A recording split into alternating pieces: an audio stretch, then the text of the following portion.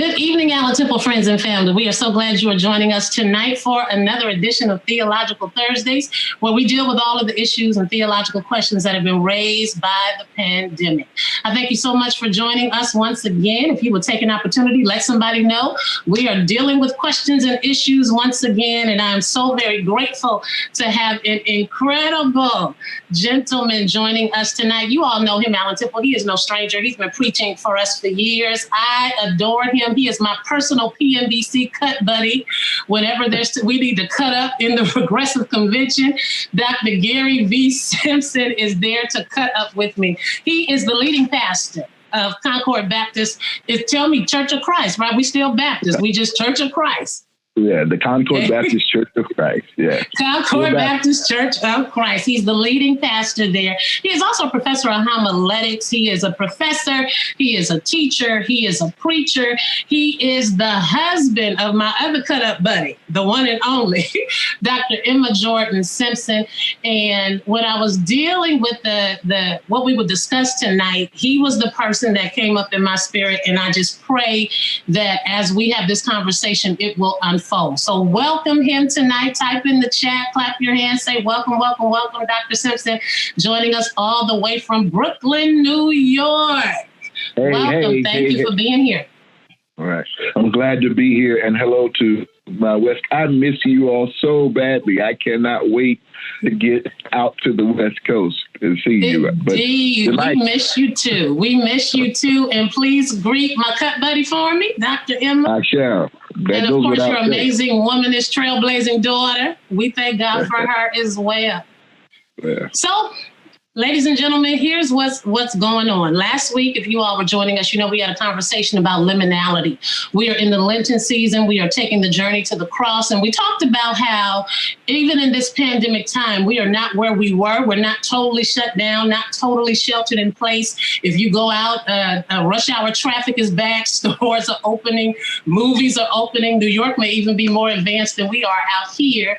And yet we are not in the clear. We are still seeing death on our screen every day. We're still seeing infections, even though vaccinations are happening. And thank all of you who are helping us share the word that we're vaccinating on our campus 3 days a week, Tuesday, Wednesday, and Thursday. I will circle back to that. I need you all's prayers on that because it has been a fight to get equitable distribution of the vaccination, particularly in our community. And it has been a fight to get our community to take advantage of it. But we are in the fight to win. So thank you for your prayers. And I pray that you continue to support us and help us and spread the word. But in that conversation last week about liminality and dealing with, trying to get justice for Black people in healthcare and all of this stuff, in my devotions this morning, I ran across a quote by Richard Rohr. So I'm going to lift it up now because it kind of serves as the foundation for what I want us to engage tonight. And Richard Rohr said that cheap religion teaches us how to live content in a sick world. And so that sat with me because Lent has been hard this year. I don't know if I'm the only one that feels that way. If there are attests to that, please let us know in the chat. But it's been difficult, Dr. Simpson, to engage in an authentic Lenten ritual as we usually would because 2020 snatched everything. Yeah. So can you help us? Is that the same kind of where you are? Yeah, I mean, and thank you again for this opportunity. I really think the struggle this year is to think about what traditionally, as we approach Lent as a time of sacrifice, right? To realize the things that have already been sacrificed in the year 2020. Yes, and and to think also about how the denial of self, which we use generally at this moment, the denial, the sacrifice, the giving things up is the denial of self, is juxtaposed and contrasted to the denial of Black bodies and Black beings that is going on in the midst of this struggle in the distribution of vaccinations, in the ways in which Black and brown communities were the first hit, in the ways in which so many things, in addition to the pandemic, the assault on Black lives. Remember some of the stuff that has happened some people are still out here brutalizing black bodies, brown bodies, and also now yellow bodies. And so the question for those of us who are being, I'll use an image, have the knee on our neck, more do we need to sacrifice in that sense? We are faced with death and all of its realities, both from the pandemic and from a culture of white-centeredness that is choking out Black life as we speak. And so what do you do?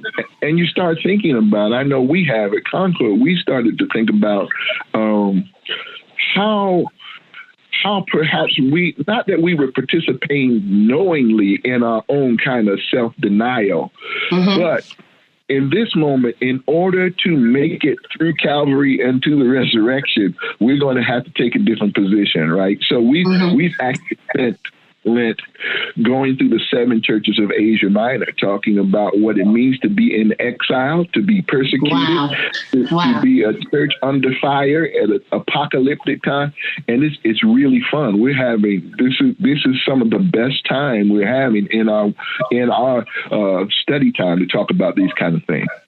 That is amazing. I may have to drop in on you all and get one of those lessons. And I thank you, because I did not want to feel like I was out there by myself, in the sense that I don't want to give up nothing. We've given up seeing our people. We've given up seeing one another. We've given up touching each other. We've given up being able to honor those who have passed away and celebrate new life that has come into. And so we also didn't want to feel like we were somehow betraying our faith by doing so.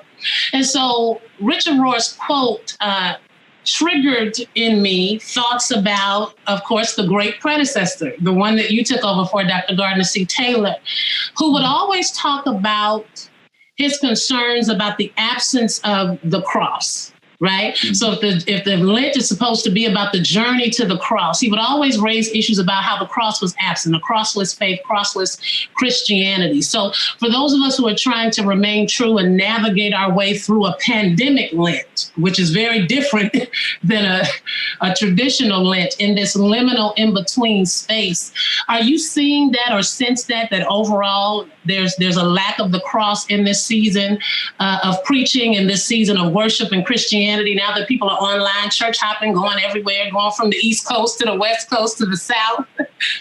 Well, see, this is a part of the natural kind of aversion of pain. Right, we don't want to acknowledge what's the old Carly Simon song, "Haven't got time for the pain." I mean, there's another kind of jumping over to resurrection morning that just doesn't take into consideration what it costs to get there.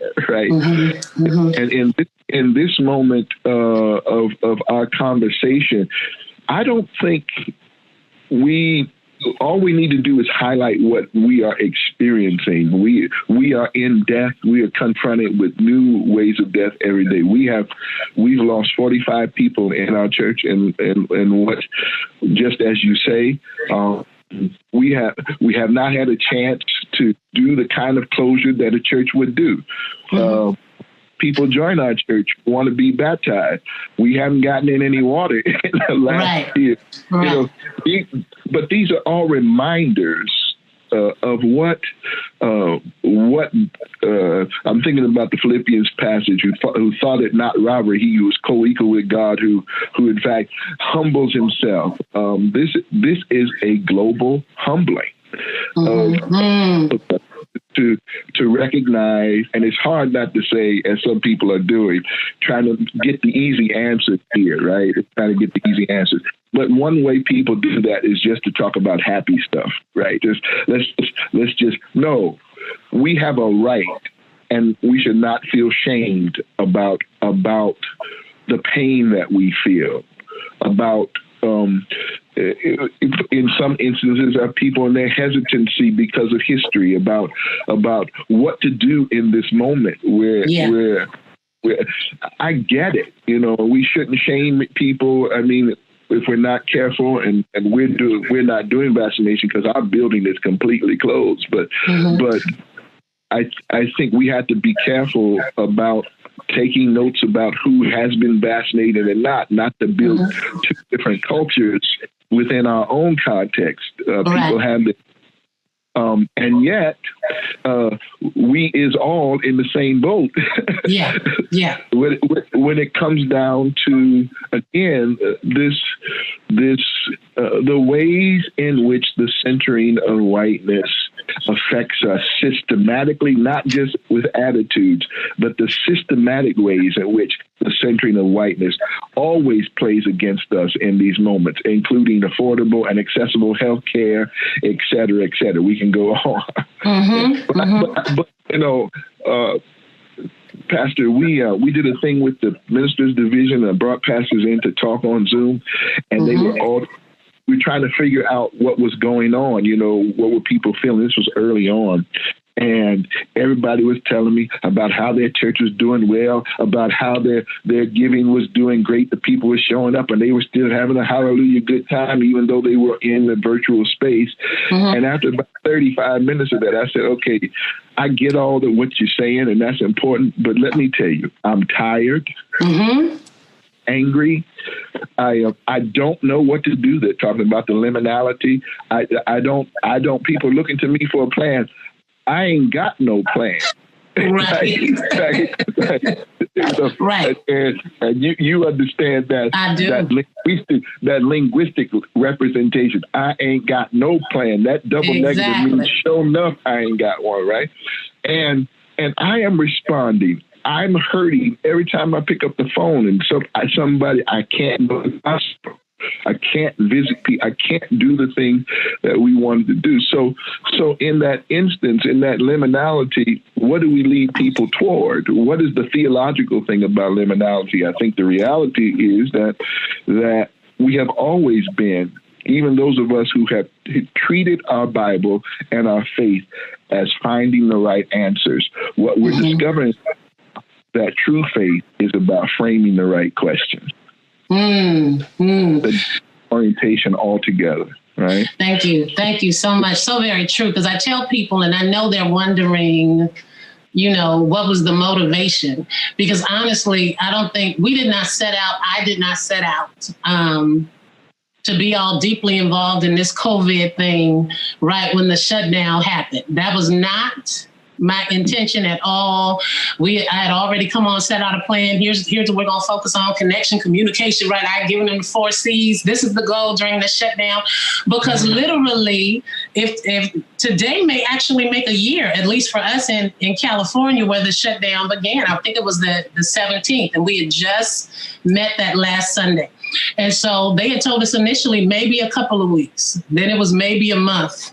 Then it was, maybe 6 weeks. Now we are 12 months literally in. But I will tell you what did it. Wonderful, wonderful, wonderful gentleman, member of our congregation, Dr. Jesse Perry. I'm sure if we were to put up a picture, you would know him, because I'm sure he came through the line and gave you a breakdown of every sermon you preached at Allen Temple and what you did well, what you did not do well, what you could work on. But ultimately, he was blessed. Dr. Jesse Perry was one of the oldest gentlemen of our congregation, trailblazer in and of himself, teacher of literature. One of the few African-American male teachers of literature at San Francisco State, 94, planning his 95th birthday party when we had our 100-year celebration in 2019. And we had dancing because, unfortunately, you know, I like to dance. So if we're going to celebrate, let's dance. Him and his wife, Sister Maxine, were the first ones on the dance floor with a top hat on, 94. He sent me a message on Facebook. So that's how you know, if he's 94 on Facebook, you already know what kind of dude this is, right? He sent me a message on Facebook to let me know, we'll never forget it, last Sunday in February of 2019. And he said, Pastor, I won't be in church, you know, for First Sunday. He had just completed a Black History Month special Sunday school class for us on African-American literature. So he sent me a message, Pastor, I won't be in church on First Sunday having a surgery on my shoulder. I wrote him back in Messenger, what are you doing having a surgery on your shoulder? But, you know, we're praying for you, going to miss you. That was the last communication I had with him. He had that surgery, came out, was fine. But they released him to a rehab that, little did we know, was one of those rehab centers that had COVID present and they didn't know it. He contracted literally in the hospital, took a turn, released from the hospital alone, in the hospital alone, released alone. And very early on, they didn't even really let you come to the funeral homes and things like that. And cemeteries here, depending on what the person passed of, if it was COVID related, they wouldn't even let you come into the cemetery to actually bury the body. And it broke my heart, continues to break my heart, that someone so great. So it was personal. Like, we have to do something. And then it just kind of blossomed into this thing. But in that, so tell me this, understanding that we're experiencing pain every day, the cross every day. What role should the cross be playing for us when you are in a time of liminality, surrounded, as you have said, by pain and death daily, and the brutalization of bodies that has continued? They tell us that the goal is supposed to be Garden of Gethsemane. Nevertheless, not my will, but thy will, Lord, be done. And some of us are like, yeah, okay, but can I at least see what's in the other cup? Let me see what's in the other cup. I don't want cup A, I want cup B. Right, but of course, this is precisely what Jesus himself said. It's like, now, look, Pops, right? Can we renegotiate this contract at this moment? I mean, here is this cup, and if I had my way, I wouldn't do it. But nevertheless, not my will, but thy will be done. I think some of the ways in which we have talked about these texts have to change too, right? Because we cannot, given the story you just told about Dr. Perry, we cannot accept every pain as the will of God. Yes. I hear people talking about God has a plan. This is God. But you can't convince me of that very simplistic theology that I just have to acquiesce. If anything else, I should do like the Son did in Gethsemane and also on Calvary. Why have you forsaken me? There's this whole resistance and acknowledgement. I'll call it an acknowledgement of our own sense of finitude and the depths of the pain that we hear and that we feel. We're not imagining this thing, right? And the other part of this. Wait a minute, hold on. You said we're not imagining it. You mean what Trump said wasn't true? That it wasn't just go away? Well, obviously, let's look at the record. We were supposed to church last Easter, remember? Right. Well, Easter will be beautiful with the people being in the churches all over. With their hats on. It'll be beautiful. It'll be a wonder. It'll be huge. It would be huge. It would be bigly. It would be big. It was all of that rhetoric that we also discovered. And here is the power of people talking about this pandemic as apocalyptic. This is the real power of apocalypticism. And that is not that it is a telling, but it is an uncovering. Yes. And we have seen so much triteness, so many empty promises, so many lies, so many of these things just uncovered. Now, the problem is that we've seen so much of it that we've almost become immune to it. Right. And that it doesn't surprise us that these people would say these things.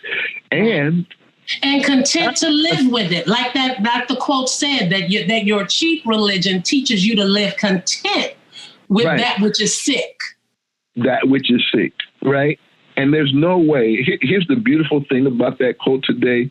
There is no place in the world where there are people in communities who cannot relate to the reality that the whole world is sick. Yeah. Right. The whole, it's not. And I won't call it a great kind of equalizer, given the fact that disproportionately poor peoples and underserved peoples need to bear the brunt of this.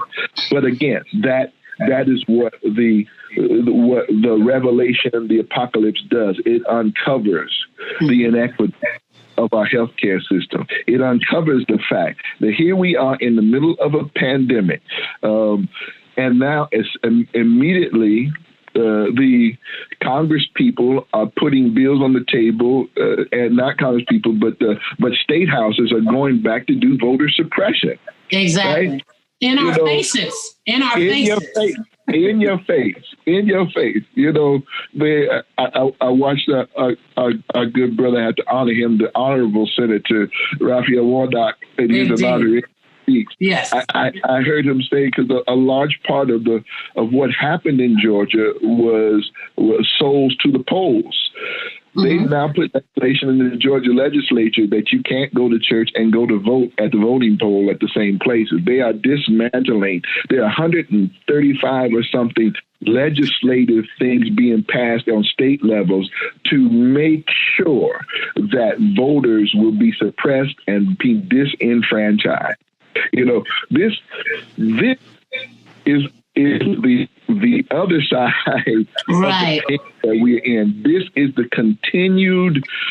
It is not even Good Friday. This is the other attack of empire. This is the empire. This is the empire's contribution to the death of Jesus. So you had one empire just saying we're going to get this quote unquote person who's a threat to the government, complicit with a religion that has said to obey the government is called by the sight of God. It is good for us to obey the people that have. So you have complicity. You were talking about Dr. Taylor. One of my favorite sermons of his. He did this sermon called "A Look at Calvary," and when he did it again, he would say, "Another look at Calvary." Wow. when he did it the third time, yet another look at Calvary.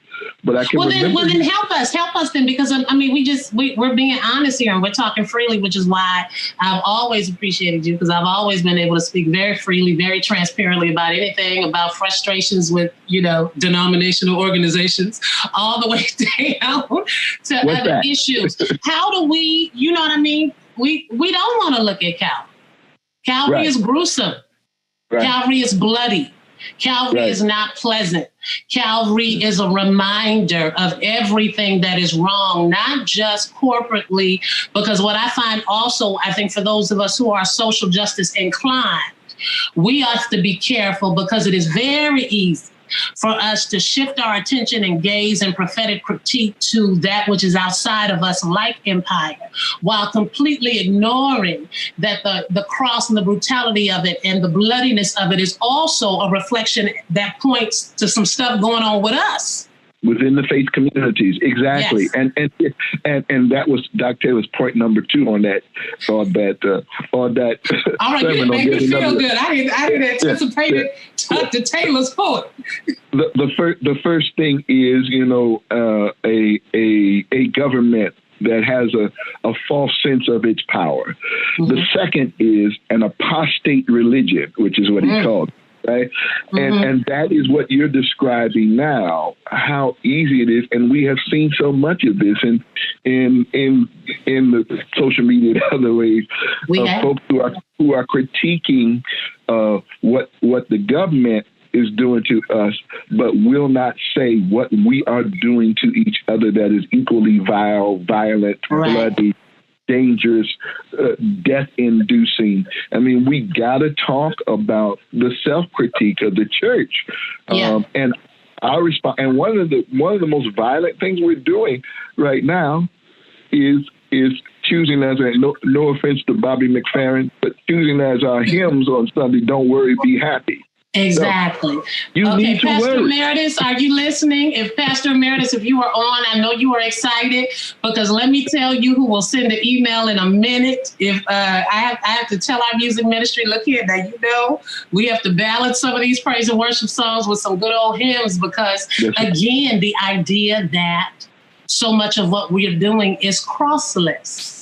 Right. And if we are not, one of the other things I would dare say that, and I'll just encompass it, that cheap religion, which is really informed by a cheap theology, which results in that cheap grace that Bonhoeffer talks about.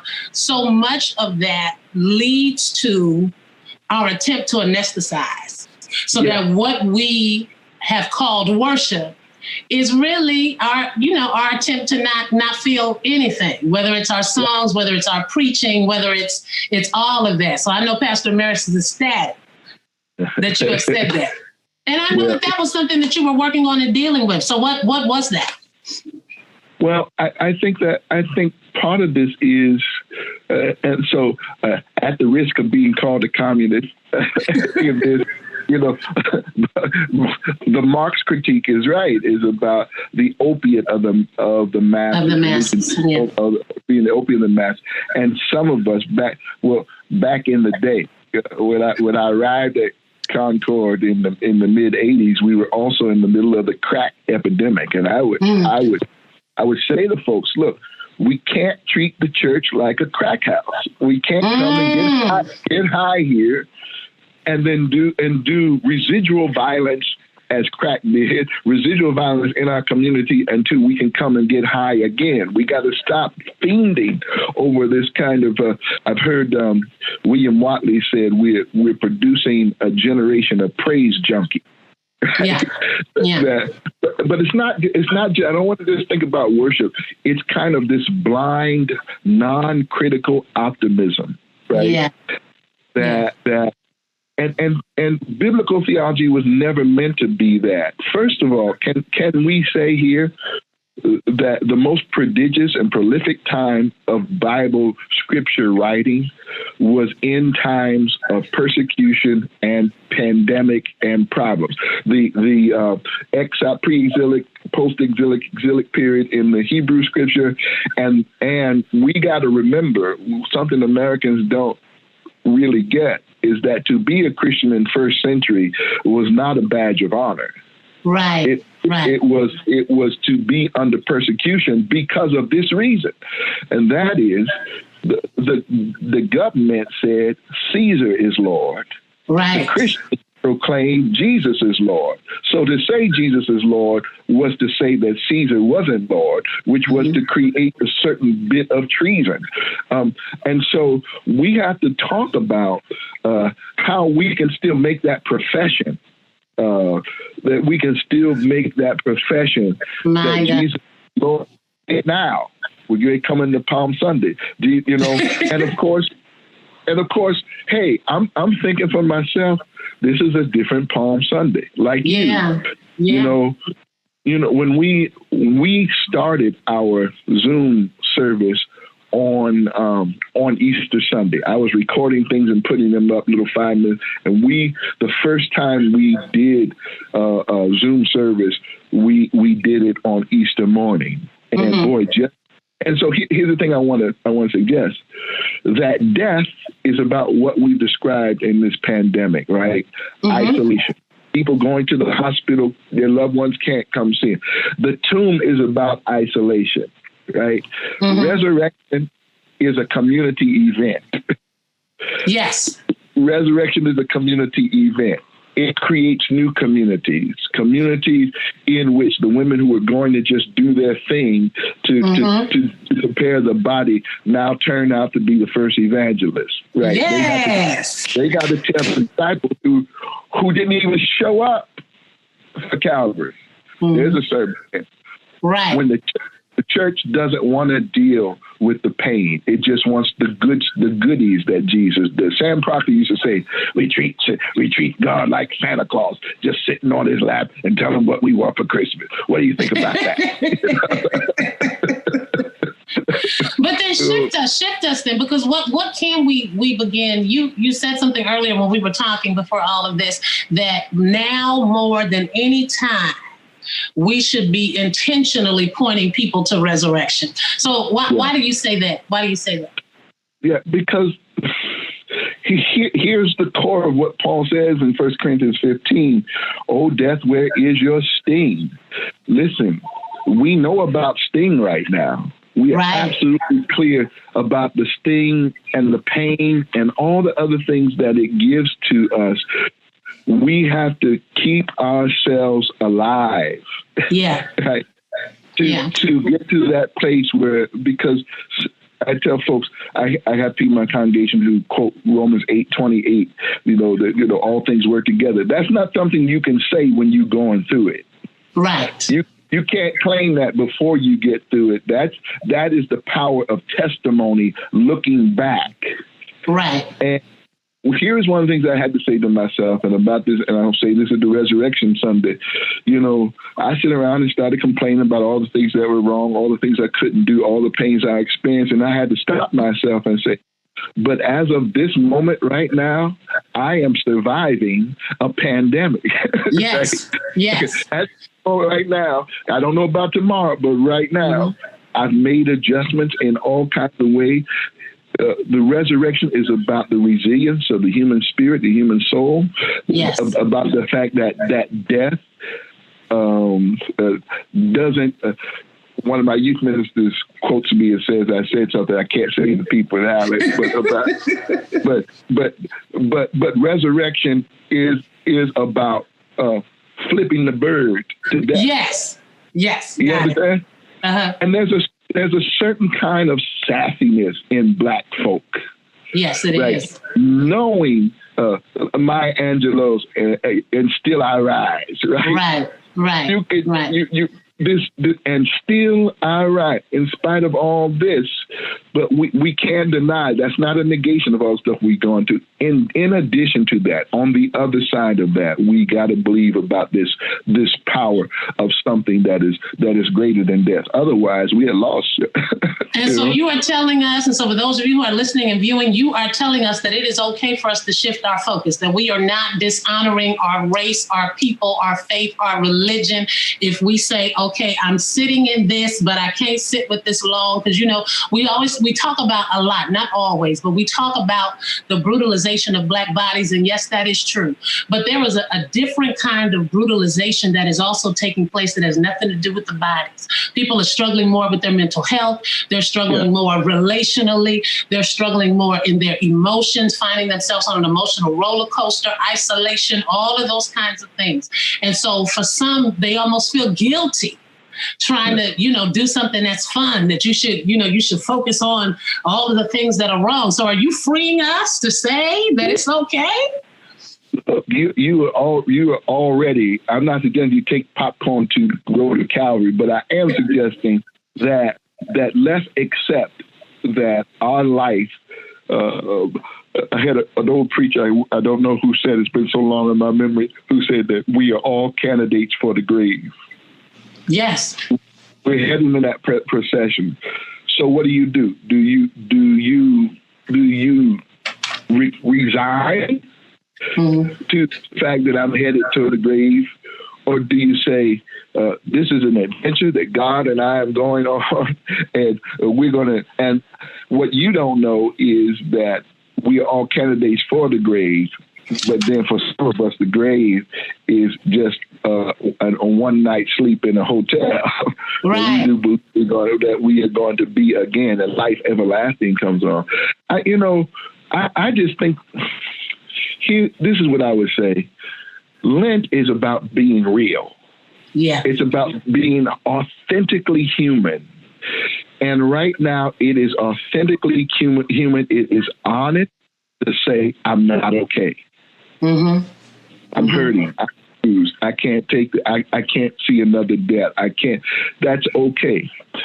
The admission of that is also the opportunity for us to hope, because hope never arises if you can already see it. That's the thing about limit. If you can see it, it's not hope. Hope doesn't come until you have adversity. Right. And I think you are helping me. The adversity sparks the hope in us. And Paul says hope does not disappoint us. That is what resurrection is about. I'm not about rehearsing the Easter ritual as much as I am claiming the hope that cannot be quelched even in a pandemic. That's what resurrection is for me. Now, that is good to know. Yeah. That is good to know. Yeah. Because the people, y'all will find out eventually because, hopefully, I grew up at Allen Temple, so hopefully they know, I've always been precocious. And when you are a precocious child, you develop, that stays with you. So whatever adjective they want to use. And so I had told the folks, as I said, our vaccination mobile clinics is a partnership, right? Federal entities, state entities, county, local entities. But I said to them, you know what? Look here. We don't need y'all. You can get this mobile van and these jackets and you move on down the road. Because just so much, right? So again, as I said, when we say, as you call it, white-centeredness, white supremacy, racism, however you want to capture it, it is a system. It is indeed a system. And when you bump up against it repeatedly, it can wear on you in a way that can cause you to abandon the mission, if you will. Yeah. But then at the same time, to arrive to campus and see people who have been standing in line at our gate since 6:30 in the morning, not for anything definite, but for the possibility that maybe, it gave me that hope. It reminded me that some things you are not going to do in comfort. Right. And so the temptation for me has been in this season, because there's been loss, because there has been pain, I just want to be comfortable. I want to be, but some things you're not going to have comfort. And so looking at, and I mean people in wheelchairs, people on cane, people's barely making it, but they're standing right there. And you come through and you say to them, we don't know, we're going to see. And they say, okay. We're going to wait. And so the idea that there is still something that says it won't always be like this. Exactly. And that is the hope of the faith.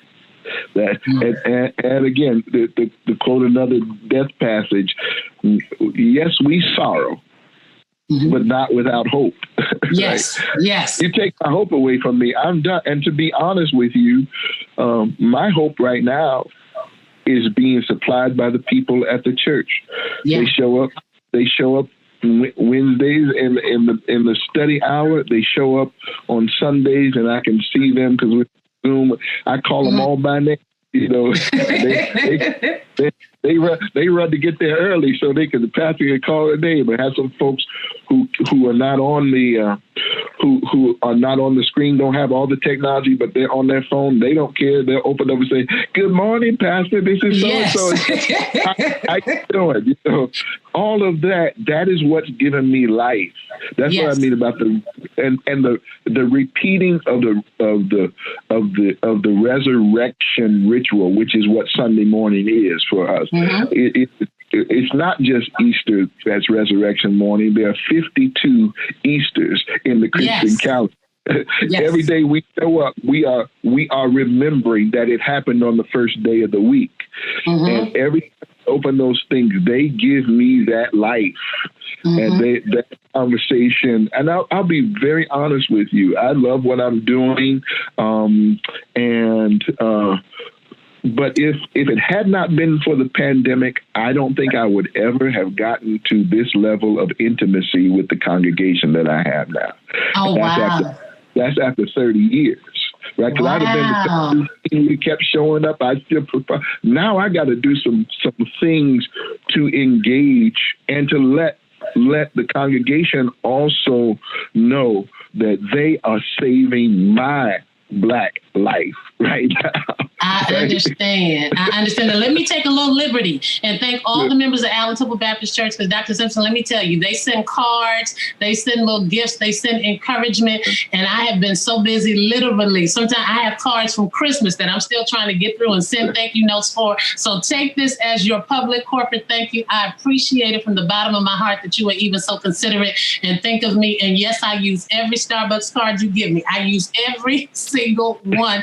And the staff and the volunteers volunteers, thank you, because a caffeinated Pastor Jackie is much easier to deal with than an uncaffeinated Pastor Jackie. But you are a professor of preaching. And so I know that, I attempt to preach, and there are those who are probably going to see this who are preaching as well. But moreover, our congregations, really, they are the experts because they are the hearers of preaching in all contexts. So in this liminal space, in this Lenten season where we know the cross is ever present, but different in that what is necessary is maybe a shift and a more of a focus on resurrection. What are some of the themes? What should preachers kind of be trying to lean in on for the sake of helping bring people through this season? Yeah, I think one of the things that we should be leaning into is what we've already kind of mentioned in passing, and that let's understand this moment as similar to a moment of exile, right? Mm-hmm. All of the images of exile and being constricted, confined, contained, those are great metaphors for this moment to remind us again. I'll give credit to Otis Moss III, who said this, and I absolutely agree with him, and that is that every jot and every tittle of the Bible was written by communities under social duress. Mm-hmm. Mm-hmm. So identify with the reason why these scriptures exist. I heard some white theologian or pastor say that the Bible is not about esteem or something like that, that there are these truths that should be said. The whole Bible is about instilling people with the truth that God values you in spite of where you might be right now, that it may be difficult for you, but hang in there because we believe in the language of resurrection to she that overcometh. Yes. Right? Yes. But those of us who have the patient endurance to make it through, we are going to see the joys of community on the other side of that. Right. Yeah. It will be different. We're going to miss some people. God knows you're going to miss Dr. Perry and other people. I'm going to miss the 45 people that I didn't get a chance to say goodbye to. At funerals at Concord, the last thing that happens before the casket is closed is that I bend over. I don't care if they're male or female. I kiss them before they leave. Mm-hmm. And then they close the casket. I have had 40 people that I couldn't even kiss as a pastor. So that seems like such a minimal thing, but doing that 40 times is dying the death of paper cuts. Right? Right. Because it has taught us, I think, as you talked about this being a time of revelation, but one of the things that has been revealed, even as it relates to ministry, is that you don't realize that the most powerful thing that you have is ultimately community and connection when it is the only thing that you have. Exactly. I'm not sure we realized it, pre-pandemic, how critical that was. I have said this publicly, so this is not new stuff, but I have said that there are many preachers and the churches that have hosted them, that when the pandemic is over, they will not make it. Mm-hmm. Mm-hmm. But pastors will. I understand. The performative word, as we give a lot of credence to that in our culture, the performative word, the present word is the word, that the word becoming flesh, as Eugene Peterson says, the word became flesh and moved into our neighborhood. That's the kind of gospel people hear, right? And so I'm sitting down with you now. I have not stood up to preach in Concord Church in over a year. I've been in my library at the house, sitting in a chair with a conversation of hundreds of people who come to see us, who come to be a part of that. And quite honestly, I don't know if I want to stand up behind the pulpit. I've got more power. I see there's a certain kind of connectional, relational power that is happening in this moment. And what I love to do is say, okay, if God has brought you through something, put it in the chat. They start typing in the chat. It goes out. And then they have a sermon, right? They have a sermon because it does belong to them. Yes. I don't bring the sermon in with my grip. I think that's the biggest transformation that we're going to have to make. We don't bring the sermon as something to do or to perform for the people. It is something that is a space. And I'm writing now on a piece inspired by Prathia Hall about. He talks about freedom faith. I'm talking about seeing the sermon as creating freedom spaces. Right? Every one of your folks who come to hear you are just almost at that point where something's suffocating them, that is choking out their breath and their life or their will to go forward. And the thing we have to do is give people a little more power, a place to breathe, a place to say, I'm okay, I'm among friends, this is safe, this is a holy place, this is a loving place, this is my place, and give them that moment. We can give them that moment, they might make it through the next few days, right? And at this point, in liminality, honestly, here's this, I almost hate to say this, but it's true. Here's the scariest thing about this.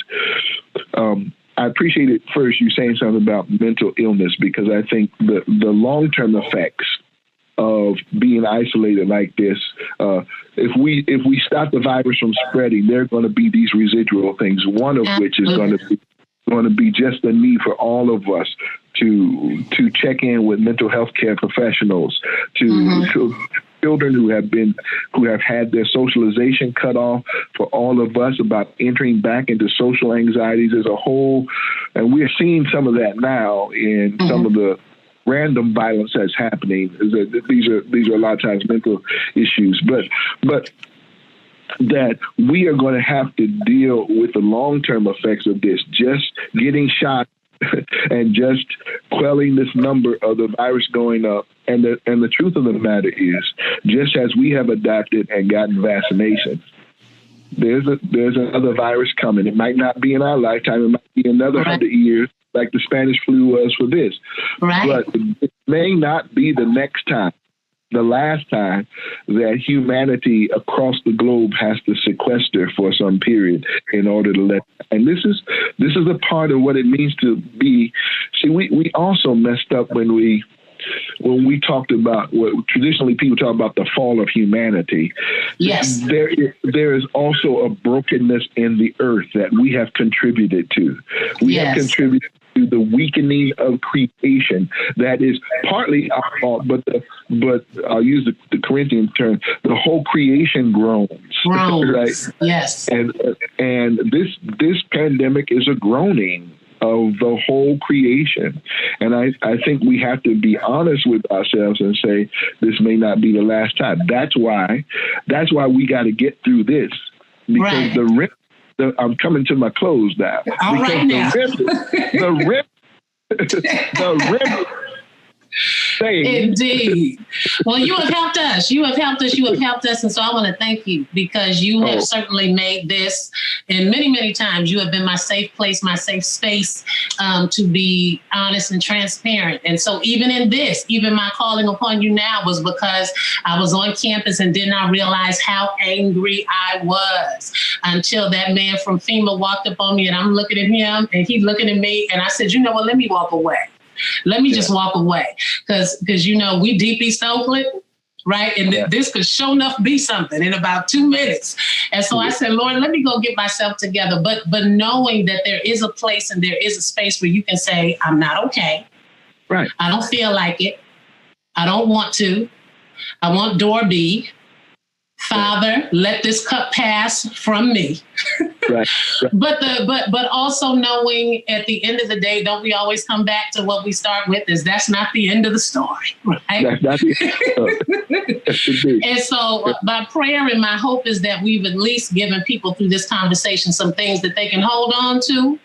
And help us make it to resurrection, not just on Resurrection Sunday, but as you say, on every Sunday after that.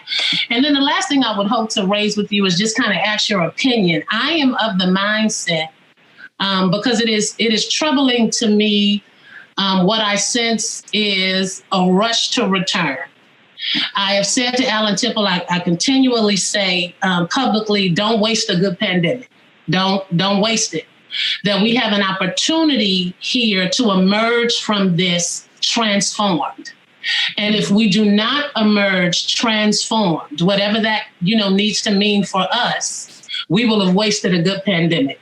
So can we close with just what your sense is for that? Can you go on and just wrap it up for us? And since you didn't gave us your 3 points.